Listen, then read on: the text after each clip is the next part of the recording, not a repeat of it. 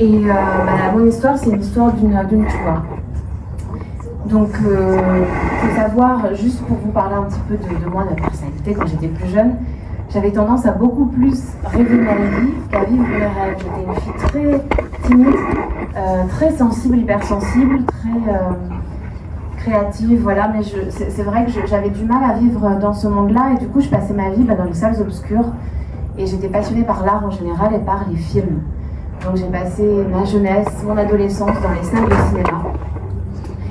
Et voilà, et c'était vraiment une passion. Et très tôt, j'ai su que j'aurais envie de travailler dans ce secteur-là, dans le secteur du cinéma, ça me faisait rêver.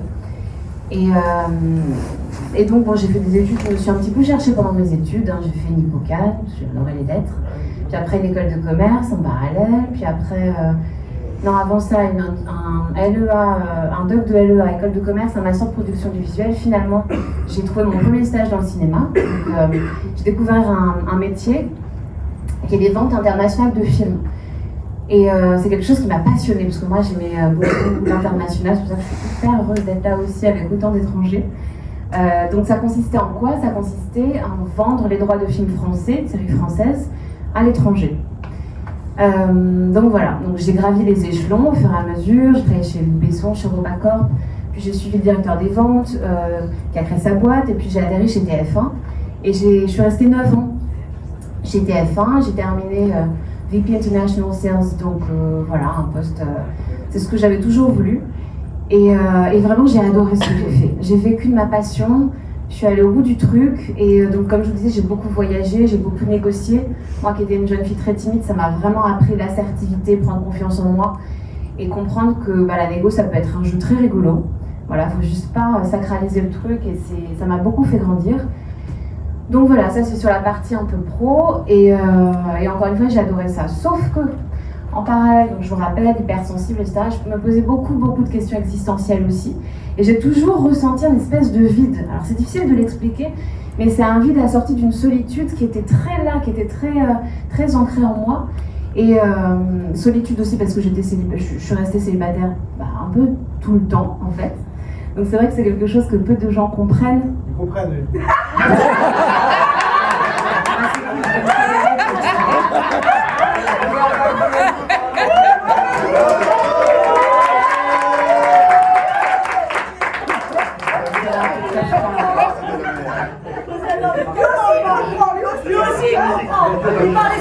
Leur coach, c'est Mandy. Il n'y a pas parlé de vous étouffez pas quand même. Bon c'est cool, du coup vous connaissez un peu les enjeux, les trucs, les peurs, Pas besoin d'expliquer. Non mais ça je le précise parce que c'était aussi une vraie souffrance. Et c'est vrai que peu de gens comprennent et partagent cette souffrance-là. Et comme j'avais déjà dit à une conférence, alors je sais que ça a parlé aux filles, je comprends pas une fille comme toi, mais ça viendra quand tu t'y attends pas, il n'y a pas de raison, tous ces trucs-là qui sont confiance à la chef. Plus tu crois, plus ça viendra. C'est quoi? Vous avez dit quoi? Plus tu crois, plus ça viendra. Et en vrai de vrai, c'est que tout ça c'est vrai. C'est juste que quand vous êtes célibataire, vous n'êtes pas forcément prêt à entendre ça parce que ça fait mal et que c'est voilà. C'est pas le bon timing. Exactement. Et en fait, donc voilà, ça c'était un petit peu le contexte général, on va dire. Et c'est vrai que le célibat était quand même très pesant. Et cette solitude, cette vraie solitude.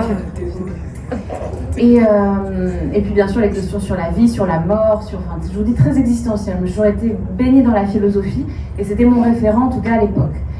Et puis un beau jour, il y a mon frère qui a commencé à aller quelques cours de Torah, à faire tchouva dans la famille. Donc j'ai commencé à m'y intéresser, mais tout en, vous savez, parce que je viens vraiment d'un milieu très laïque, donc je me rappelle de discussions, la place de la femme dans la Torah, etc. Et ne sachant rien, c'est vrai que les discussions étaient un petit peu animées.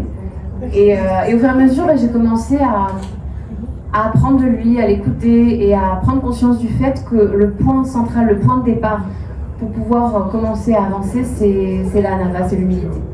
Donc j'ai commencé de plus en plus à me rendre compte de ça. Et puis un jour, je suis en Israël toute seule, parce que je voyageais tout le temps toute seule. Moi.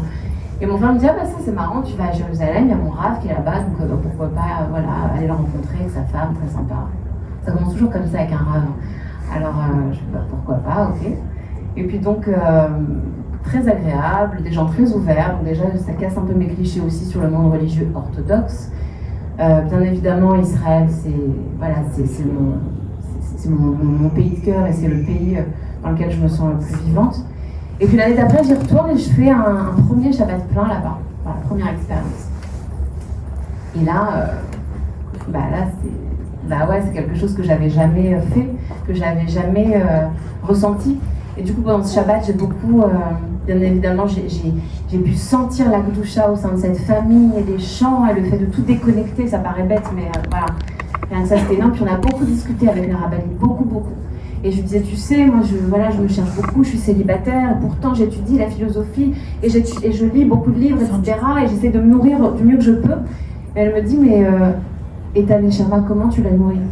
Et là, bizarrement et assez bêtement, je me dis, bah ouais, c'est vrai qu'en fait, j'ai jamais vraiment fait pour nourrir ma neshama. Même si j'étais croyante, j'ai toujours été croyante, mais bon, quand on évolue dans un milieu, comme je vous disais, très laïque, très goy, très... Bon, voilà, moi, c'était Kippour, les grandes fêtes et Shabbat rapidement, mais... Et du coup, c'est vrai que j'avais jamais pensé à nourrir réellement ma neshama. C'était un concept qui m'était pas forcément... Et je me rappelle, le lendemain, je suis allée au kotel. Alors moi, je n'osais pas m'approcher des pierres parce que j'avais pas la tête couverte. Je savais pas qu'il fallait se marier pour la tête couverte. Je lisais pas l'hébreu, les prières, je savais pas. Et pour la première fois de ma vie, j'ai osé me rapprocher de ce mur, de mettre mes mains. Et là, j'ai commencé à pleurer. Et je pense que c'est vraiment le début de ma reconnexion.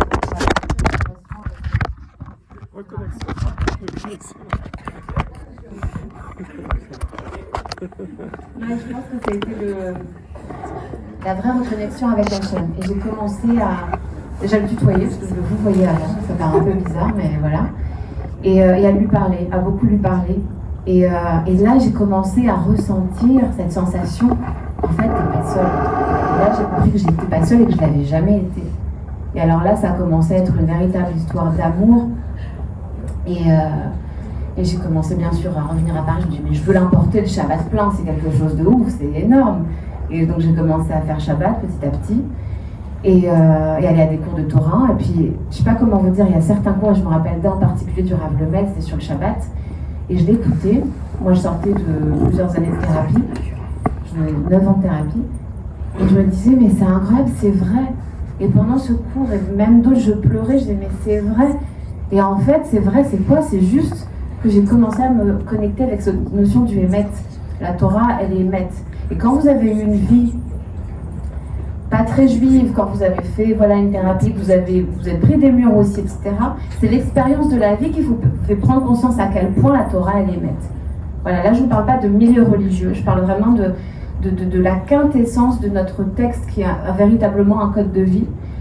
Et là, du coup, il a fallu tout changer, il a fallu tout reprendre, parce que forcément, moi, je vous disais, j'étais dans ce milieu que j'adorais, et je me suis battue vraiment pour travailler dans ce milieu du cinéma, sauf qu'à un moment donné, ça devenait complètement incohérent avec ce que je devenais. Je vivais dans un paradoxe, et j'en avais même parlé à un Rav. Je disais, Rav, d'un côté, j'avance vers le émettre, vers la profondeur, quelque chose d'extrêmement authentique, de vrai, et de l'autre côté, je suis sur les festivals de Cannes, de machin, où ils sont là, ils ont l'impression d'avoir réinventé... Et c'était, ça devenait de plus en plus pénible. Et je pense que le point vraiment charnière, c'était, c'est marrant, c'est le festival de Cannes en ce moment. Et moi, je me trouve ici et vous vous rendez pas compte à quel point ça n'a tellement rien à voir, parce que du coup, je fais le comparable, et à quel point c'est fort d'être ici au même moment avec vous. Tout ce que j'ai vu, tout ce que j'ai entendu, voilà, ça a vraiment éveillé mon âme. Et du coup, Festival de Cannes, donc je fais mon petit Shabbat, donc c'était en 2019, juste avant que je parte, je fais mon petit Shabbat de mon côté, j'achète mes petits trucs, voilà, mon petit kidouche. Je lis des livres d'Akiva Tatz, qui est ici d'ailleurs, j'étais très émue en le sachant. Histoire de me connecter un peu avec la Kedusha du Shabbat.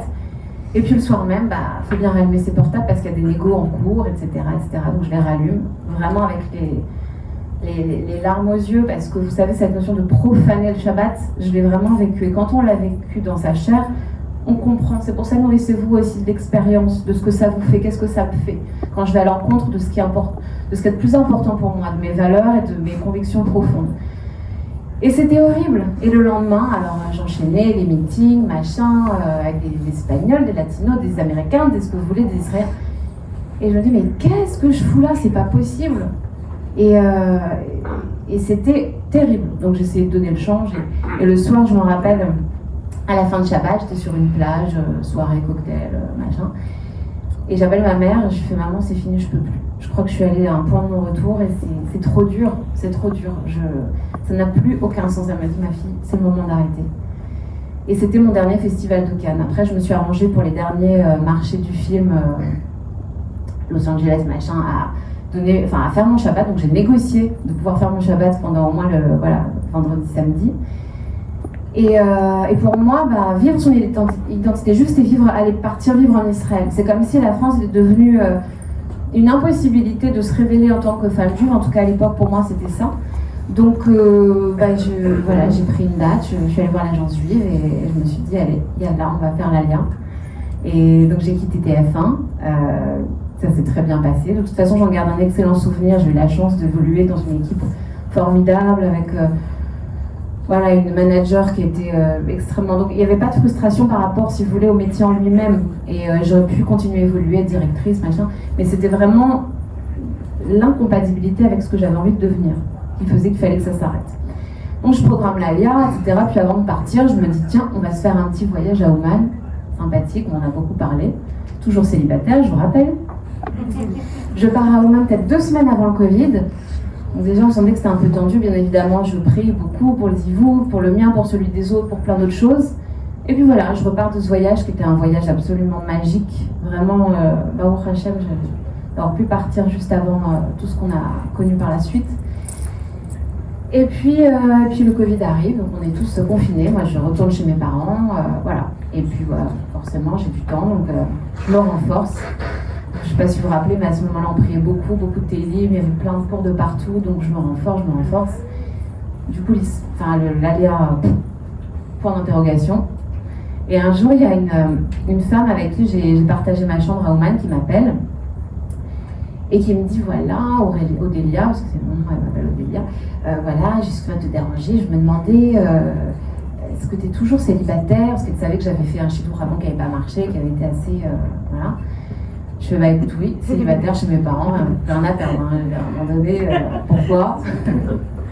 Parce qu'il y a un garçon, c'est un ami de mon fils, voilà, lui il est français, franco-israélien, et là il étudie à la yeshiva du Rav Shaya en Israël, à Jérusalem. Donc bon, il est là-bas, t'es ici, vous pouvez pas vous voir, mais je me suis dit pourquoi? Je fais, vas-y, balance, hein, c'est pas comme si... Donc on a commencé, non, je veux dire, quand on a rien à perdre, on a rien à perdre. Donc on a commencé à s'appeler, voilà, comment tu t'appelles, voilà, tout le chez-dour. Et puis au fur et à mesure, je dis, il est sympa, machin. Et on commence à bien échanger. Et puis voilà, les semaines passent, puis je fais, ça serait bien qu'on puisse se rencontrer, maintenant que les frontières commencent à s'ouvrir. Je dis, ça tombe bien, j'arrive la semaine prochaine. Et donc là, super, alors là j'avais l'impression d'être une adolescente. Je veux dire que la veille, j'étais comme une folle, j'ai pas dormi de la nuit parce que forcément on reprend, je vous disais, on reconstruit. Donc c'est comme si on reprenait tout à zéro. Donc c'était un peu comme si je faisais une première rencontre avec un garçon que j'avais jamais rencontré, alors que j'avais 34 ans à l'époque. Mais c'est génial de revivre ce genre de choses, franchement. Et du coup, on s'est rencontrés, et puis voilà, une rencontre, 2 rencontres. Lui aussi a fait tchouva, donc on partageait aussi tout ce qui a été notre vie d'avant, tout ce qu'on était aujourd'hui, tout ce qu'on avait envie de construire. Il y a toujours cette notion de c'est quoi mon passé, mais sans rentrer dans les détails.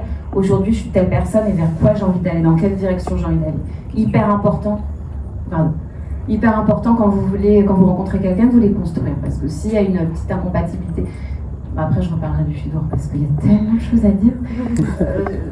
Voilà, l'origine, le machin, l'âge, la taille, why not? Mon mari il a 12 ans de plus que moi. Mais vraiment, par contre, quelles sont mes valeurs? Qu'est-ce que j'ai envie de partager, de construire avec l'autre? Oui, ça c'est important. Quel est l'être humain que j'ai en face de moi? Comment qu'est-ce que je perçois de lui, à la fois physiquement, mais aussi à l'intérieur de lui, de sa neshama. En tout cas, moi, c'est sa neshama qui m'a bouleversée.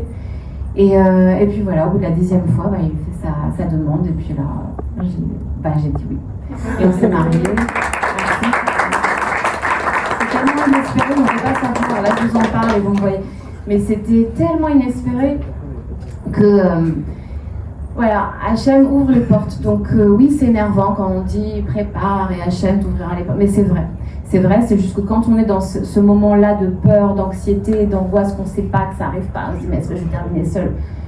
C'est normal, c'est normal. Mais en tout cas, quand la Yeshua arrive, la délivrance arrive, là on comprend pourquoi à ce moment-là, c'était comme si, comme ça, Hachem attendait que... Et voilà, donc après, professionnellement, je vous rappelle que j'avais quitté mon boulot. Donc, j'avais envie de faire quelque chose qui était assez lié à la Torah. Et en fait, on vous dit, dans la Torah, si Hachem vous a mis dans ce monde-là, avec une partie de lui, parce que vous avez une Neshama Elokit, c'est bien pour que vous fassiez quelque chose. Donc, qu'on puisse révéler qui on est, ses potentiels, qu'on puisse travailler ses midotes, les points négatifs comme les points positifs. Donc, révéler la personne, je me suis dit, tiens, ça me fait penser au coaching. Et du coup, je me suis formée, certifiée au coaching. Aujourd'hui, je suis coach professionnel et hypnothérapeute. J'ai rajouté aussi l'hypnose.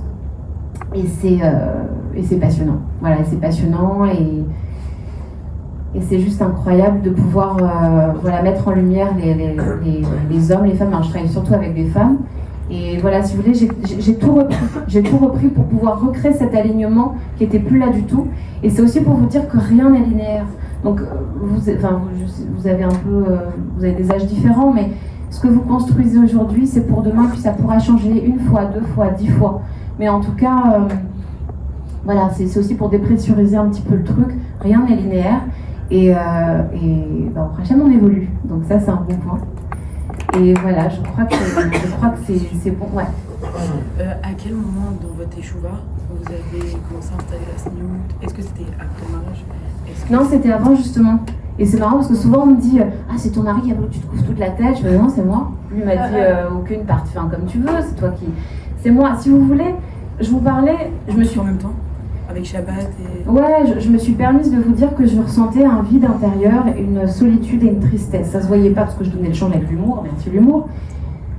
Quand j'ai commencé à faire tchouva, j'ai eu vraiment cette sensation d'avoir été sauvée. C'est-à-dire qu'Hachem m'a pris, m'a sauvée, m'a dit tiens, on va te donner une nouvelle chance. Donc me couvrir la tête, une partie un peu.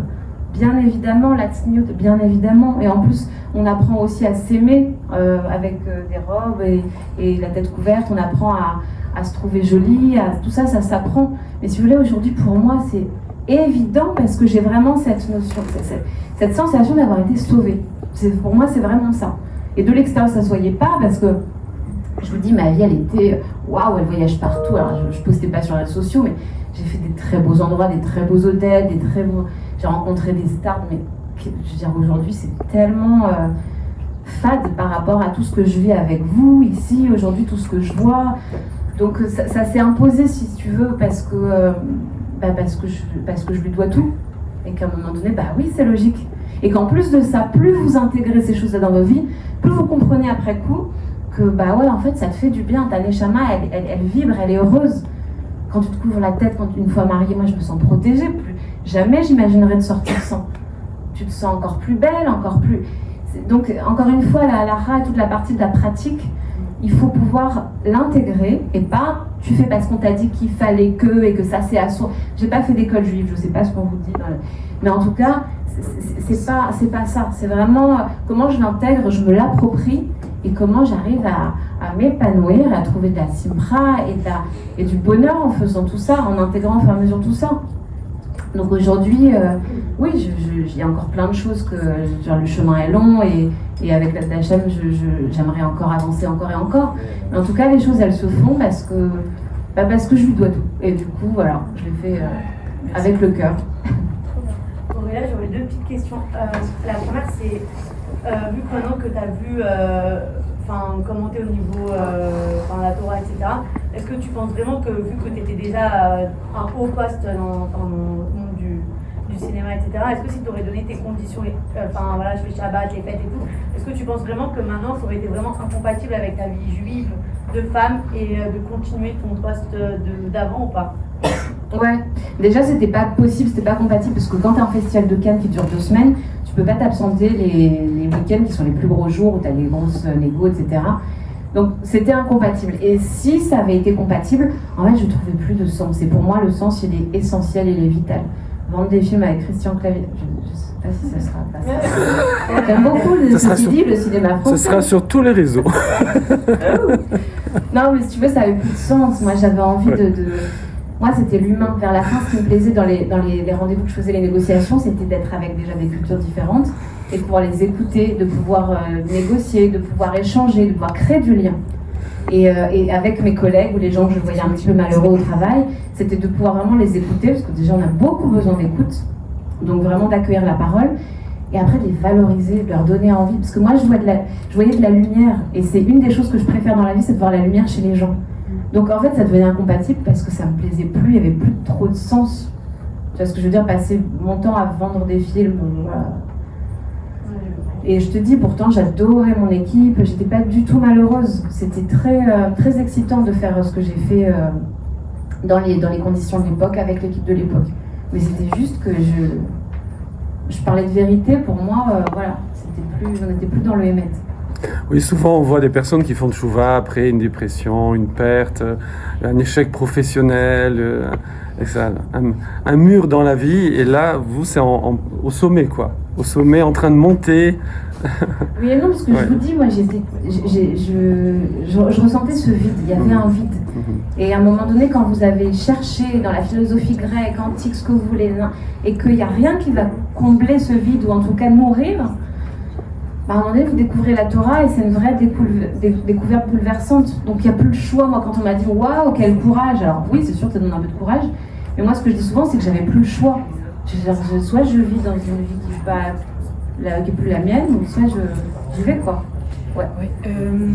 Dans l'évolution de la Teshuvah, est-ce qu'il y a eu des moments où vous avez où tu as régressé, pas régressé dans le sens péjoratif, mais par exemple avancer un pas en arrière, avancer un pas en arrière, où c'était une continuité d'amour avec les yeux fermés? C'est une très très bonne question. Parce que quand on avance, il faut avancer doucement. Et moi, ça a été un vrai effort pour moi parce que je suis très passionnée, c'est tout ou rien. Et en fait, t'apprends. Et en coaching, c'est pareil. On appelle ça la théorie des petits pas. Un petit pas après l'autre pour te donner des preuves que tu peux y arriver. La confiance en soi, c'est ça. Je vais me prouver par mon action que je peux y arriver. Un peu plus. Et avec la joie, c'est pareil, des petits pas. Et un autre truc que j'ai dû travailler, donc je parlais de l'humilité, je parlais d'y aller, léate. Et l'autre chose, c'est de ne pas culpabiliser. On est quand même dans une culture dite judéo-chrétienne, mais surtout chrétienne. Et alors, waouh, machin, j'ai pas fait ci, comme ça, et là. Et en fait, tu comprends tout le concept de ce qu'on appelle la tchouva, c'est-à-dire qu'on va réparer, parce qu'on est des juifs et qu'on est des êtres responsables. Et ça, c'est Viktor Frankl qui en parle très bien. Magnifique, je vous recommande vraiment ces livres. Il parle de la responsabilité. Être juif, c'est être quelqu'un de responsable. Donc je casse, je fais mal, je répare. Et tout ira bien. Voilà. Mais ça c'est quelque chose que j'ai dû apprendre. Parce que je te dis, moi, c'était le tout ou rien. C'était comment t'as fait une chose pareille, Hachem, il doit pleurer. Non, en fait, voilà. Tu t'avances avec humilité, tu remercies quand il faut remercier. J'ai aussi beaucoup fait Hibbo des doutes. Ça, c'est le petit impact breslévien, je ne sais pas. Et en fait, l'Hibbo des doutes, c'est merveilleux parce que ça vous permet, encore une fois, de vous connecter avec Hachem. On va parler à Hachem, on va remercier Hachem, on va faire son examen de conscience, mais encore une fois, sans culpabilité. Tout ça, vous l'avez dans le coaching en mode laïque, hein, la gratitude, le carnet de gratitude, de remercier. Nous, on l'a déjà depuis très longtemps. Donc le fait de remercier, c'est quoi? C'est prendre conscience des choses que j'ai aujourd'hui. Prendre conscience qu'il y a ce que je fais, Maïchtadlout, et il y a tout ce qu'il fait aussi. Je dis toujours que c'est 50-50. Il y a ce que je fais, et il y a Hachem qui va m'ouvrir les portes ou pas, au bon moment, etc. Donc, ouais. Est-ce qu'avec le recul, t'arriverais à expliquer pourquoi, au moment où t'as rencontré ton zivou, c'était le parfait moment, et pourquoi pas 1 ou 2 ans avant? Qu'est-ce qui a fait? Est-ce que t'arriverais à dire, voilà, c'est pour telle et telle raison que je me rencontrais à tel moment, et pas 1 an avant, 1 ou 2 ans, 4 ans avant? Bah, ce qui est chouette, c'est qu'Hachem, il m'envoie des petits... il me parle, des fois, je pose des questions, je dis, ouais, j'espère que tu me donneras des... Et oui. C'est-à-dire que, bon, 2-3 ans avant, déjà, je sais pas si j'ai peut-être estimé que je n'étais pas chômeur avec Negia. Je n'étais pas prête à plein de jours, je ne mangeais pas cachère. Ça n'avait quand même rien à voir. J'ai avancé, mais ce n'était pas la même chose. Il faut savoir que mon mari, quand je l'ai rencontré, était chômeur Negia, il avait déjà un bon niveau d'avancement. Et je crois 2 mois avant, j'ai décidé de prendre sur moi la cache-route, ce qui était pour moi le plus dur. C'était même pas la tznout, c'était la cache-route, parce que je voyageais beaucoup, je mangeais dans des super bons restos. Et alors, on dit, prendre tes boîtes de thon et tes trucs quand tu vas en voyage, au début j'étais là, mais vraiment. Genre, tu prends ta valise de pain de sang. C'était la chose la plus dure, mais je savais quelque part, je me disais, je sais, t'attends que je prenne la cache-route pour me l'envoyer. Il y a un truc avec ça, c'est tellement énorme la cache-route. Donc bon, je me suis dit, allez, on va la prendre parce qu'il faut de toute façon et que j'en ai envie. Et voilà, bien évidemment, je savais qu'à un moment donné, j'avais un pressentiment sur ce qu'Hachem allait m'envoyer. Ça allait être quelqu'un qui aurait, a priori, voilà, un parcours un peu, je savais pas qui, quoi, comment, quel âge. Mais je savais que spirituellement, il fallait être au niveau. Et en fait, bon, après, je pose des petites questions aussi sur le choix, mais j'aime beaucoup cette notion de préparer le terrain, de devenir des kélim, c'est ce qu'on vous dit. C'est-à-dire que pour avoir la bracha d'Hachem, prépare le terrain. Et par exemple, moi, ce que j'avais fait, j'avais, en scred, j'étais partie en Israël avec mon frère, j'ai acheté des foulards. Je les ai achetés, hop, je les ai planqués.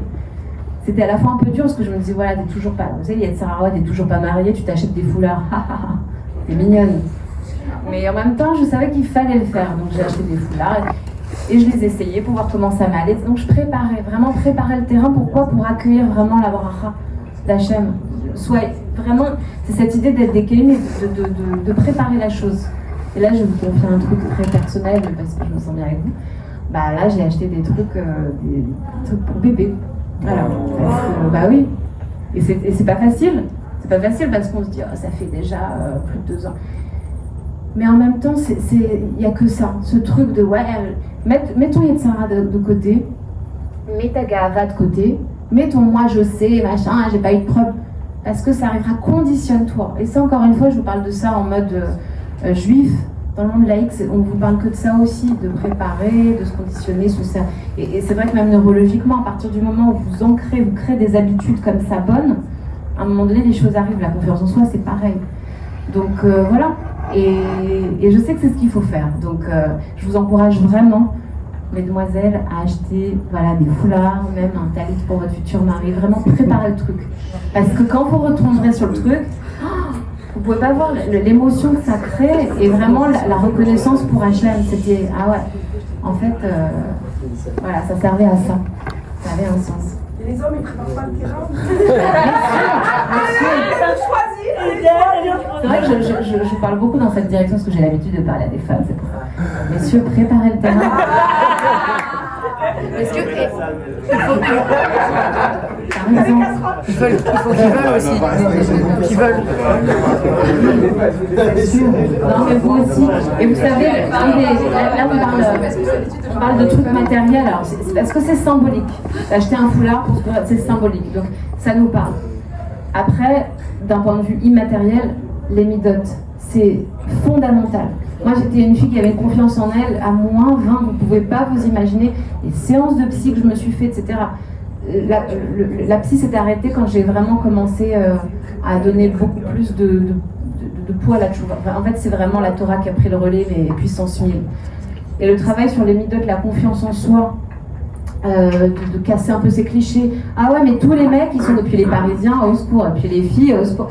Tout ça, tous ces trucs-là. Essayez d'accueillir l'autre. Vous rencontrez un garçon, une fille, qui est la personne que j'ai en face de moi. Qu'est-ce qu'elle a à me raconter et de dire les choses de la façon la plus authentique qui soit, parce qu'il n'y a pas plus beau que d'avoir quelqu'un d'authentique. Le émet, je continue avec cette notion de vérité, il n'y a pas plus beau que ça. Donc voilà, puis d'apprendre à se connaître, à son rythme, et les choses, elles se font. Ouais. Je sais pas si tu as le temps, parce que je vais te poser une question qui est sur un autre sujet. Parce que tu as fait Tchouva et du coup tu as été bercé dans ce monde extérieur qui nous entoure, parce qu'on est tous plus ou moins en France, donc dans un milieu où on rencontre beaucoup de non-juifs. J'imagine que tu as laissé des personnes sur le côté. Ouais. Mais comment tu vois le monde extérieur aujourd'hui? Parce que si je me permets, je me dis, si on devient très religieux et comme tu dis, tu as retrouvé beaucoup de choses qui te faisaient sens, est-ce qu'on ne s'entoure pas du coup que de personnes qui nous ressemblent, qui sont religieuses? Voilà, quelle est ta vision sur ça? C'est une très bonne question. Alors, il y a des gens qui n'ont pas trop accepté ce que je devenais. J'avais gonflé un peu, elle ne sort plus, elle fait plus la top. Bon, tant pis, je veux dire, c'est pas grave. Et en même temps, je vis en France, j'ai des amis non juifs, j'en ai beaucoup. Bien évidemment que j'ai toujours été une personne très tolérante, donc il ne s'agit pas de les mettre de côté, quoi que ce soit. C'est juste qu'aujourd'hui, on partage des choses différentes. Moi, je sais que j'ai ma communauté pour pratiquement tout, pour beaucoup de choses. J'ai mes communautés d'ailleurs, j'en ai plusieurs, j'ai la chance d'en avoir plusieurs. Et puis mes amis d'avant, le monde d'avant, c'est pour d'autres choses qu'on peut partager. Et généralement, c'est les plus tolérants. Parce que ceux qui le sont moins, ils sont partis de ma vie, bizarrement. Ils n'ont pas trop aimé peut-être que je sois peut-être moins dispo, ça peut faire peur aussi, mais bon, tant pis. Moi, en tout cas, je m'efforce vraiment d'être le plus alignée possible et de dire les choses et de ne pas rentrer dans un truc un peu d'obscurantisme ou de dogmatisme qui serait un peu bizarre. C'est aussi parce qu'on a une responsabilité. On fait des choses, on fait du qui touche Hachem. Le but, c'est de montrer une bonne image, que ce soit dans le monde juif, dans les mondes juifs même, parce qu'il est très... il y a beaucoup de choses. Moi, je le découvre, le milieu juif orthodoxe, et pas que. Donc, je le découvre. C'est pas à la base mon monde, on va dire. Donc, on a une responsabilité aussi. Et nous, au sein du monde juif, et c'est ce que je vis depuis hier, et je vous dis, ça me met la chair de poule, c'est la hardoute. C'est vraiment, on fait partie d'un même corps. Et ça, c'est juste incroyable. C'est pour ça que c'est notre mission à tous d'aller reconnecter, d'aller, encore une fois, d'être avec une posture vraiment d'humilité et de curiosité envers l'autre. De ne pas se baser sur une apparence, un machin, ah ouais, mais elle est comme si, lui, où il fait ça dans la vie, où il gagne tout. Bon, je ne parlerai pas des chatramis. Mais voilà, je veux dire, qui est l'être humain que j'ai en face de moi? Et ouais. Ardout, c'est la... Pardon, je commence à parler comme une... Non, c'est la fraternité. C'est qu'on est tous... Unis. Ouais, c'est ça, on fait tous partie d'un même corps. Et ça aussi, c'était une vraie prise de conscience avec la Tchouva et Israël notamment. Ouais. Ça s'est passé comment le fait que tu allais vers Breslev? On m'en avait beaucoup parlé, il m'a dit, tu sais, il y a des miracles là-bas. Bon, au-delà de ça, j'aime beaucoup la simcha. Je te parlais de la tristesse. Une tristesse très entretenue, voilà, par la philosophie baudelairienne, pas la poésie baudelairienne. J'étais vraiment... Et c'est vrai que cette simcha-là, elle me fascinait. Et j'ai commencé un peu à lire Rabbi Nachman, etc., à comprendre un petit peu ce qu'il y avait bien sûr derrière et tout ça. Et c'est fantastique. Et on a la chance d'avoir des courants, je dis bien des courants, parce que il y a aussi Rabat qui est merveilleux, moi, qui m'a beaucoup aidé pendant tous mes voyages. Parce que quand j'étais toute seule pendant les Shabbats, pendant les fêtes, j'avais des belles Rabat qui m'accueillaient. Et ça fait partie aussi de cette ardoute-là d'accueillir et de trouver de la beauté dans chaque courant, chacun des courants, qui apporte quelque chose de différent. Donc, ouais. Donc, je suis influencée par plein de choses, pas de... Ouais. Est-ce que la famille de ton mari, elle est très religieuse? Non, pas.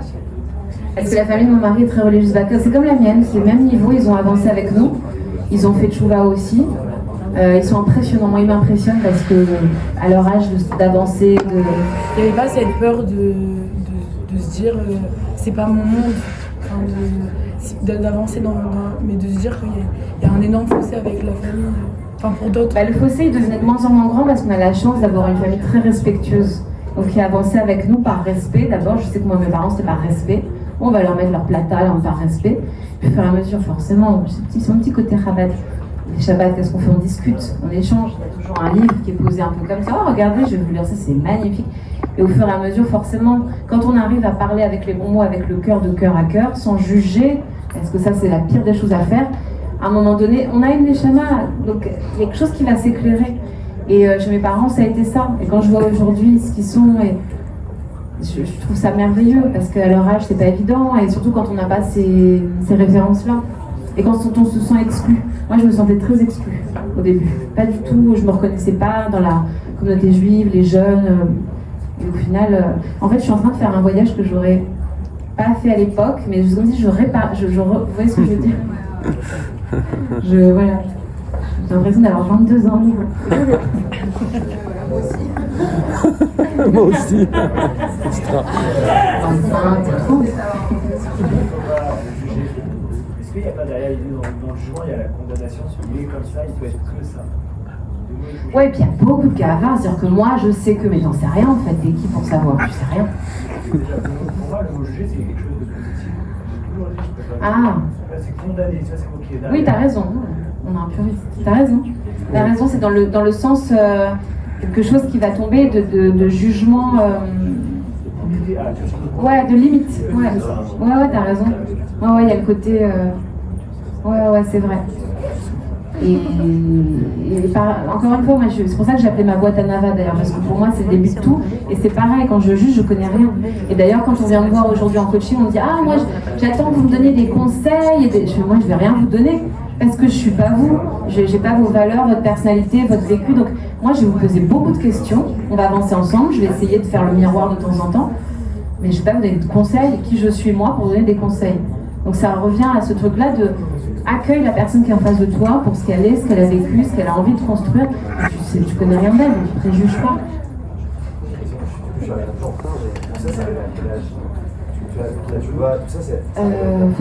Je pense que j'ai commencé vers 26, 27. Ça s'est fait du coup progressivement. Ouais, 26, 27. Et là j'ai 37.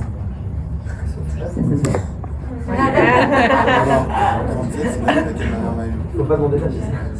Ah non, mais j'ai aucun problème avec mon âge. Non, mais voilà, ça s'est fait, on va dire, sur une petite dizaine d'années, progressivement. Là, entre tes 19 et tes 27, en fait, t'avais. Je sais pas du tout. T'es du jour au lendemain? Non, ça s'est fait progressivement parce que j'ai commencé à me reconnecter au texte, à ce que venait de me dire la Torah. Mon frère a fait Tchouva avant moi. La communauté, c'était vraiment vers la fin, parce que j'ai pas avancé dans une communauté. J'ai appris l'hébreu, et au fur et à mesure, j'ai commencé vraiment à nourrir mon âme, quoi. Et d'ailleurs, c'est paradoxal. Enfin, à côté de ça, j'ai perdu 20, j'en ai repris 15 de plus. J'ai perdu 23 kilos pour vous dire à quel point il n'y a pas de hasard non plus. À partir du moment où vous arrivez à nourrir les bonnes choses, bah, il y a des kilos qui servent plus à rien. Ouais. Tu es vraiment beau gosse. Qu'est-ce qu'il y a? Tu es vraiment beau gosse, non? Il est très petit. Ouais, il est tout petit. J'essaie de le filmer pour faire en sorte que ça ne soit pas trop, mais ouais. C'est des égos. C'est particulier. Question. Vous avez dit que vous retrouvez beaucoup de points communs entre le coaching et le développement personnel dans la Torah. Ouais. Est-ce qu'il y a une différence majeure comme ça, entre les deux? Je pense pas. Je pense que le coaching, c'est comme le véhicule. C'est-à-dire qu'on vous dit que dans la Torah, il faut travailler ses midot, c'est important de travailler ses midot. Le coaching va vous permettre ça. Donc on va pas être dans de la thérapie analytique freudienne où il va y avoir... enfin voilà, on va pas être dans cette analyse-là et le pourquoi et avec tout ce qu'on connaît de Freud, mais vraiment, ça va être très similaire à ce que vient de dire la Torah, sans rentrer dans une concurrence quelconque, mais en tout cas de se dire, voilà, aujourd'hui, j'ai un objectif, comment je fais pour y arriver, et c'est par l'action que je vais me donner des preuves que ça marche, par des petits pas. Donc c'est complètement, pour moi, aujourd'hui, c'est l'approche la plus proche de ce que vient de nous dire la Torah. Après, il y a plein de thérapies aujourd'hui qui sont très bien, hein, mais c'est pour ça que pour moi, il n'y a pas du tout d'incompatibilité, parce que le but du coaching, c'est d'aller mieux, c'est d'être une meilleure personne, c'est de prendre confiance en soi, de prendre en estime de soi aussi, et d'aller au bout de ses envies, quoi, et de ses rêves. Ouais. Ça veut dire que tu coaches les gens de la communauté? Non, je coach tout à tout le monde. Après, quand c'est de la communauté et qu'on vient me parler un petit peu de Torah, je ne peux pas m'en empêcher, forcément, je vais faire des liens. Je m'adapte après. Je ne veux pas en faire parce que je ne sais pas si la personne, elle est peut-être en rébellion contre la Torah. Donc je ne vais pas être là à lui dire des choses si elle n'est pas prête à les entendre, parce qu'il faut être prêt à entendre certaines choses. Et en tout cas, si je sens qu'il y a une envie, ah bah tiens, on va pouvoir faire quelques liens. Et puis, c'est vraiment respecter la volonté de la personne. Donc, et des fois, c'est vrai que c'est magnifique. Il y a des choses...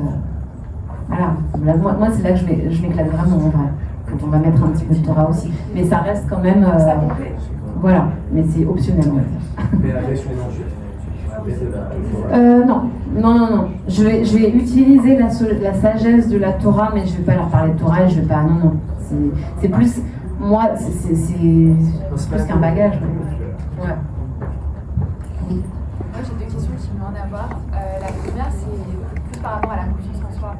Quand tu disais que tu n'avais pas du tout confiance en toi, alors que tu étais hyper successful, que tu avais plein d'amis, etc. Pourquoi, en fait, finalement, tu n'avais pas confiance en toi alors que tu réussissais? C'est ma première question. Et ma deuxième question qui n'a rien à voir, c'est comment est-ce que tu as fait pour trouver tes premiers clients pour ton coaching, alors que c'était pas du tout ce que tu avais fait avant, tu as changé de pays et ça a l'air facile dit comme ça, mais finalement c'est plus compliqué à mettre en place. Deux questions. Ouais. Non, mais c'est vrai. La première question, c'était la confiance en soi. Il y a ce que vous montrez de vous, et puis il y a ce que vous êtes à l'intérieur, ce que vous ressentez, surtout à l'intérieur. Vous savez, quand on était... Pas confiance à quel niveau? Moi, j'étais très têtue. C'est-à-dire que, non, ça, c'est pas... Enfin, si j'ai réussi, c'est pas moi. C'est parce que la personne se trouvait là. Ah bah oui, non, mais ça, c'est... Bien évidemment. C'est-à-dire qu'on trouve toujours des raisons, vous savez. Alors, on l'appelle Thanatos dans le langage psychanalytique. C'est le Yetzirara, mais qui est là aussi pour vous aider, au final. Parce qu'à un moment donné, il va falloir lui répondre. Donc, il dit, ouais, mais de toute façon, tu vois rien. En même temps, comment tu veux trouver quelqu'un avec tes 23 kilos? C'était évident pour moi. Voilà, c'était vraiment... Non mais t'es mignonne, tu penses vraiment qu'avec... j'ai tout fait, avec le nez que tu as, avec le truc... Et en fait c'est faux. Tout ça c'est cette mauvaise imagination. Il y a l'imagination qui va être créatrice, qui va être féconde, qui va vous permettre de... qui est merveilleuse. Et il y a le dimion, il y a cette imagination qui est très tordue parce qu'elle va vous raconter des choses, il y a des Sahara si possible, et que vous allez croire. Et du coup, c'est ça qui va nourrir le manque de confiance en soi. Et on a beau vous le dire, de l'extérieur, s'il n'y a pas une prise de conscience, s'il n'y a pas quelque chose de conscientisé, on peut vous dire ce qu'on veut. Et j'ai eu de la chance d'avoir des parents très soutenants, étaient là. Vous avez même accroché tous mes diplômes. Enfin, voilà, j'avais vraiment tout ce support-là de la part de mes proches, mais tant que c'est pas conscientisé, ça sert à rien. Et c'est ça qu'on fait en coaching d'ailleurs. C'est vraiment de faire émerger la prise de conscience pour que la personne elle se dise ah bah en fait tu vois en te parlant, ouais je prends conscience. Et souvent il y a des larmes d'ailleurs. Parce que c'est moi qui vais prendre conscience, c'est pas mon ami qui va me le dire. Et par rapport au coaching, il faut tout recommencer. Tous des nouveaux réseaux, un nouveau métier. Et en fait, j'ai envie de te dire que quand tu es porté vraiment par une mission de vie, quelque chose qui te porte, je sais que je crois à 2000% dans ce que je fais. Donc après, bien sûr, je travaille, il y a des moments où je suis meilleure que d'autres, etc. Enfin, je veux dire, ça m'appartient. Mais je sais l'impact que j'ai envie d'avoir avec le coaching. Et je sais que je le fais plutôt bien. Du coup, ça m'a donné une force, une assertivité qui fait que le manque de confiance en soi, je vais le mettre de côté parce qu'en fait, déjà, il m'a gonflé. Et puis, en fait, ça va pas... Ma mission de vie est bien au-dessus, si on fait est bien plus importante, a bien plus de poids que ce manque de confiance en soi, donc j'y vais. Et j'ai fait des trucs, mais jamais de la vie. Par exemple, il y a tout ce qu'on appelle le personal branding, donc on est sa propre marque. Quand vous êtes tout seul, vous devez vous vendre quelque part. Les réseaux sociaux, tout ça, moi au début, j'étais là, mais même pas en rêve. Alors j'ai voulu ne pas faire de vidéos, parce que c'est pas forcément mon truc. Mais j'ai commencé au fur et à mesure à mettre des photos de moi, machin, parce que c'est, au-delà des algorithmes et de ce qui... Je sais pourquoi je le fais. Et encore une fois, d'être porté par son objectif et sa mission, tout le reste, c'est des moyens de... Et du coup, vous trouvez la force pour ça. Alors, des fois, j'ai l'impression de devenir un peu influenceuse, machin, c'est pas du tout ma came. Mais je le fais parce que j'ai envie d'avoir des clientes, de coacher, d'accompagner des personnes et vraiment de pouvoir les accompagner à se révéler, à grandir. Moi, c'est ça ma passion aujourd'hui, donc oui. Juliette. Alors moi, j'ai une question qui me chiffonne depuis quelques semaines. C'est comment croire au mariage quand on voit tous les divorces autour que ce soit des amis, que ce soit même parmi des stars. On parlait de Tom Cruise tout à l'heure, donc Tom Cruise, Shakira, qui a découvert que son mari l'a trompé avec un certain niveau de confiture. Et du coup, j'aurais voulu savoir comment croire au mariage au 21e siècle.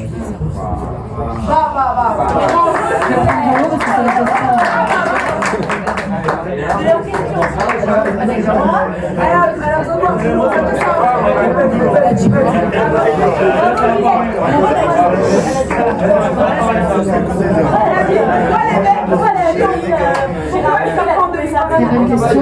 J'espère que vous avez 3 heures devant vous. Attends, mais j'ai la bouteille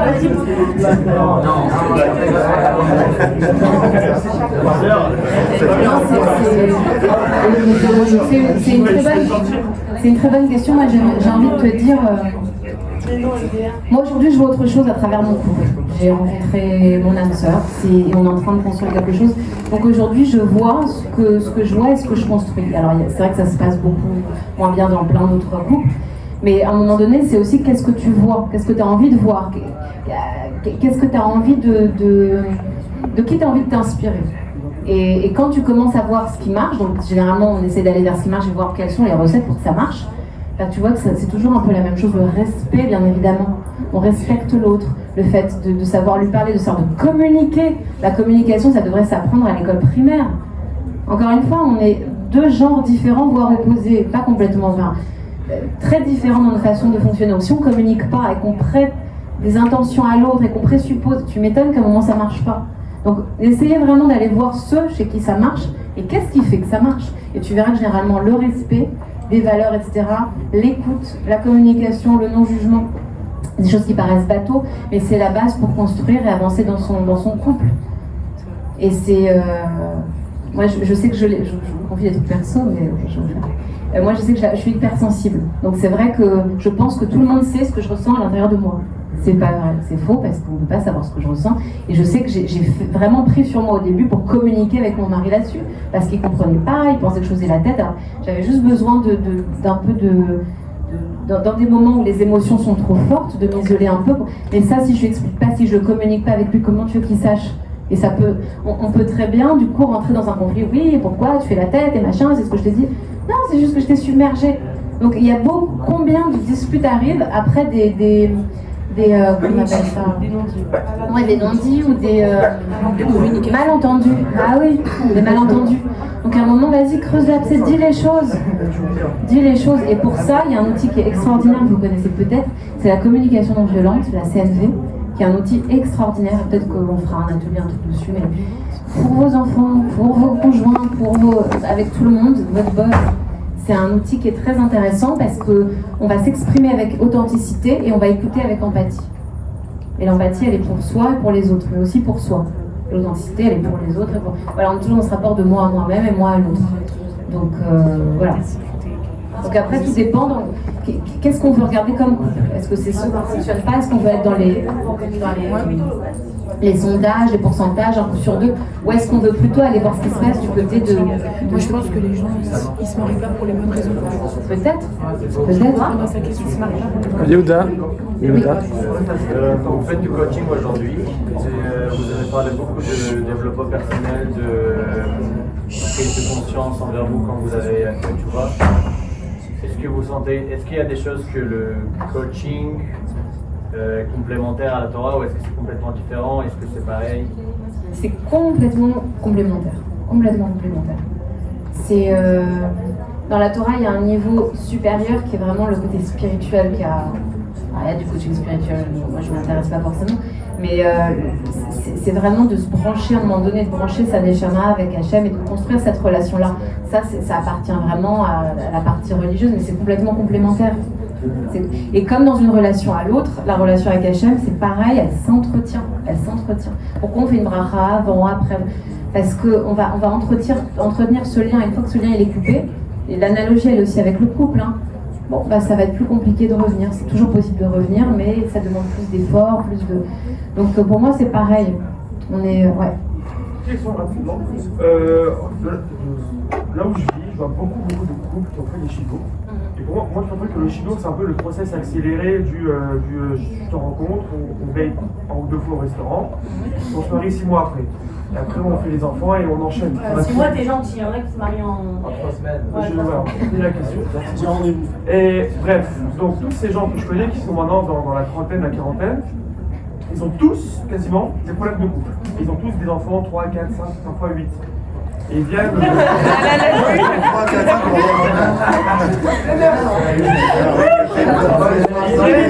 Ces gens-là, ils aiment leurs enfants, c'est pas de problème, donc les enfants ils n'ont rien à voir.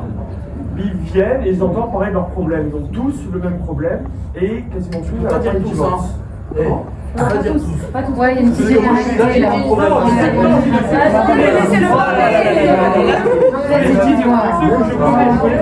Et c'est quoi le problème que tu identifies? Et ce problème, c'est quoi? C'est que moi, je pense que ceux qui se marient par... Après, c'est très faux ce que je vais dire, hein, mais tous ceux que j'ai entendus, que je connais, ils se sont mariés très très hâtivement. Ils n'ont pas passé assez de temps hors mariage, ensemble, pour apprendre à se connaître, à vraiment être sûr que cette personne sera la personne jusqu'à la fin de sa vie. Donc, est-ce que le Shidour serait pas une piste assez rapide, facile pour se marier rapidement? Ça descend, le mec il reste ensemble 8 ans et c'est encore histoire de se dire, bon allez, j'ai 30 ans, je veux plus rester seul, un Shidour, ou 6 mois je me marie, mais après 10 ans plus tard, parce qu'il n'y a pas cet amour. Alors moi j'ai eu la chance de tester les deux, parce que j'ai testé le non-Shidour, les rencontres dites classiques, normales, etc. L'attirance, machin, la personne nous plaît, etc. Et on s'embarque à partir de ces données-là. Le Shidour, c'est l'inverse. C'est-à-dire qu'on va être dans la partie plutôt tête rationnelle, on va checker ce qu'il y a à checker, etc. On va essayer de voir si c'est quelqu'un de bien.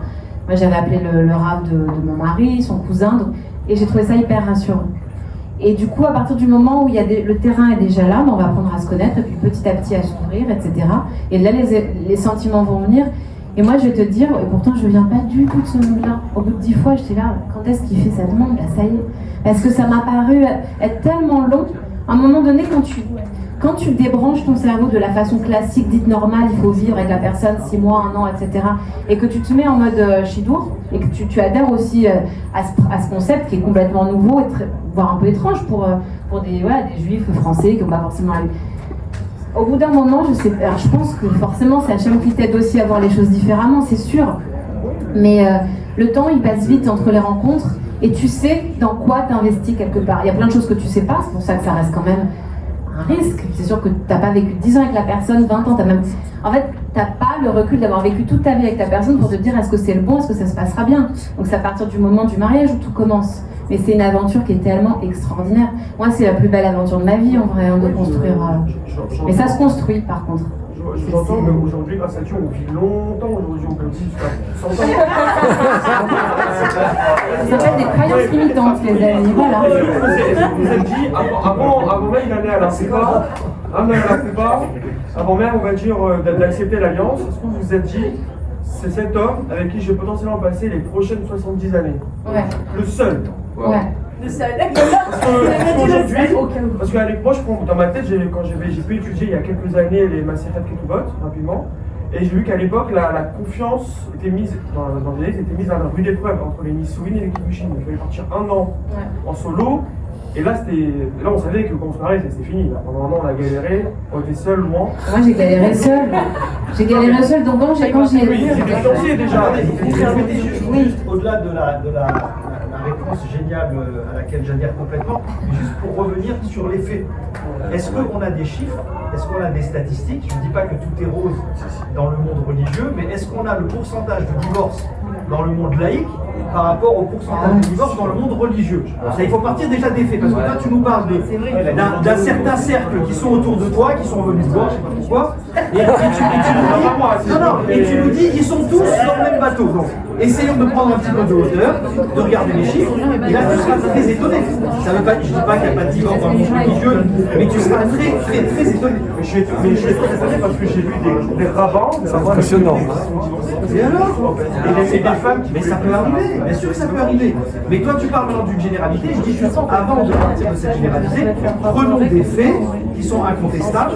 Il y a des statistiques dans le monde laïque, ou juif, le monde laïque, et d'autres chiffres dans le monde religieux, et tu vas voir l'énorme différence qu'il y a entre les deux.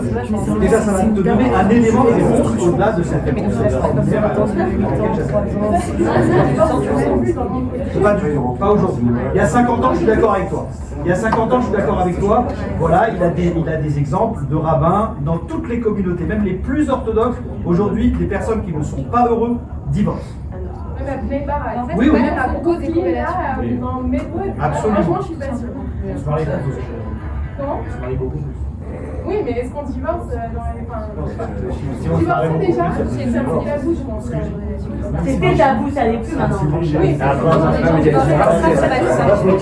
Vous avez complètement raison par rapport aux statistiques, etc. Et bien évidemment. Après, c'est comme tout, je te parlais de perspective. À un moment donné, c'est à toi de choisir la perspective que tu as envie d'avoir. Est-ce que je veux voir les gens qui réussissent ou les gens qui ne réussissent pas? Est-ce que je veux voir les gens qui sont toujours mariés au bout de 50 ans ou les gens qui ont divorcé? C'est vraiment une question de perspective. Vers quoi j'ai envie de regarder? Quelle personne j'ai envie de regarder? Quel chemin de vie j'ai envie de regarder? Dans le coaching, c'est pareil. Les Américains sont très bons là-dedans parce qu'ils te montrent toujours des exemples de gens qui ont réussi, de la réussite, d'avoir peut-être un peu beaucoup. Mais c'est juste pour te dire que, pourquoi tu vois ce qui marche pas, mais regarde ce qui marche. Et pourquoi ça marche? Qu'est-ce qui fait que ça marche? Il y aura toujours des gens qui te diront ah non mais ça c'est impossible et moi je connais des gens qui ont pas. Alors la reconversion professionnelle, n'en parlons pas, mais c'est trop compliqué. Toujours dans ta vie, que ce soit pro ou perso, tu auras toujours des gens qui viendront te dire ouais mais moi je connais des gens, ça marche pas. Ok, est-ce que j'ai envie d'écouter ces voix-là ou d'écouter les autres? C'est à toi de voir. C'est là qu'on est dans le choix. On parlait du choix, c'est ton libre arbitre. À toi de voir ce que tu choisis, de voir. C'est intéressant de voir pourquoi ça marche pas. Est-ce que ça marche pas Bah parce que t'as ouais. rencontré comme ci ou comme ça? Qu'est-ce qui se passe vraiment derrière, enfin, dans le couple? Est-ce que En le vrai, travail a été fait? Est-ce que les personnes se sont mariées parce que les copains se mariaient et qu'ils ne voulaient pas être célibataires? Faut pas, moi je pense qu'on confond cause et corrélation. Exactement. Les divorces, enfin, le fait que les personnes qui divorcent aient fait des chutes c'est une corrélation, c'est pas une cause. Ouais, non, exactement. Faut le dire à Et puis encore une fois, avoir l'humilité de dire exactement qu'est-ce qui a fait que ça n'a pas marché. Parce que oui, on va s'accrocher à parce que, voilà, on se parle plus, on n'a plus rien en commun, mais ça veut dire quoi en vrai? Ça, c'est des choses qu'on va creuser après en thérapie de couple, mais encore une fois, cette humilité, et c'est peut-être ça, une des choses les plus dures, c'est que l'homme et la femme soient dans ce rapport-là, qu'ils puissent se parler à un moment donné, parce qu'on parle de communication, à cœur ouvert, et que ce soit très très simple et très vrai, quoi.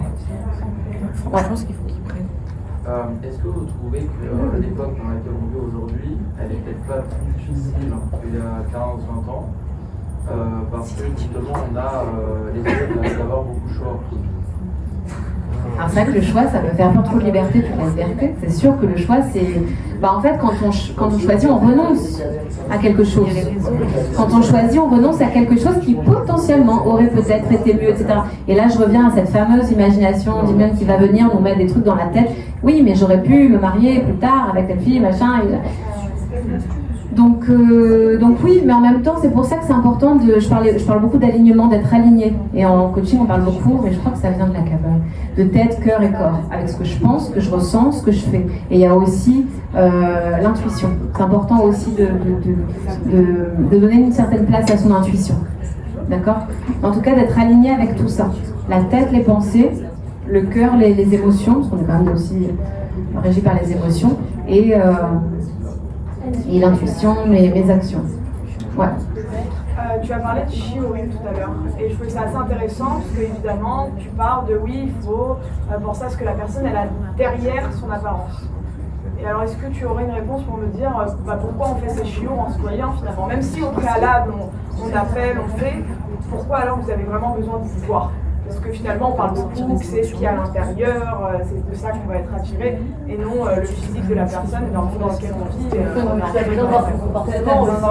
Déjà, on est des êtres humains.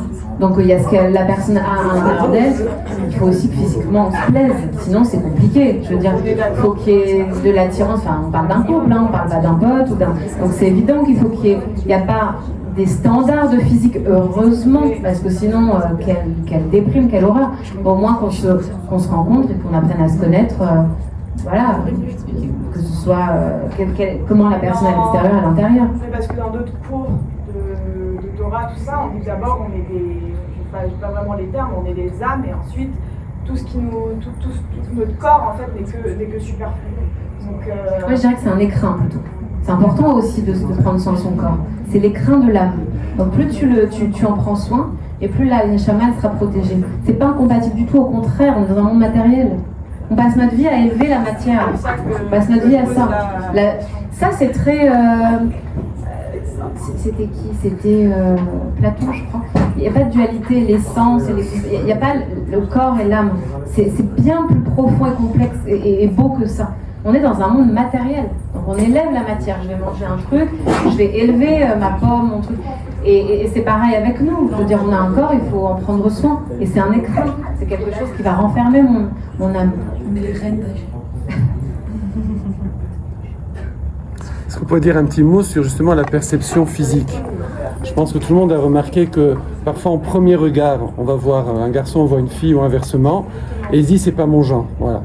Ça ne me plaît pas. Mais après, quand on commence à, comme vous avez dit, voir qu'est-ce qu'il y a à l'intérieur de cette personne, c'est quoi son pnimi, on dit en hébreu son intériorité, et après on la voit belle, ou on le voit beau, d'accord? Ah, exactement. Ah, très bien. Ah. Juste, on est des deux secondes. Il y a un monsieur Oui. qui est Je ne sais pas si vous savez un peu comment ça fonctionne ici au Danemark.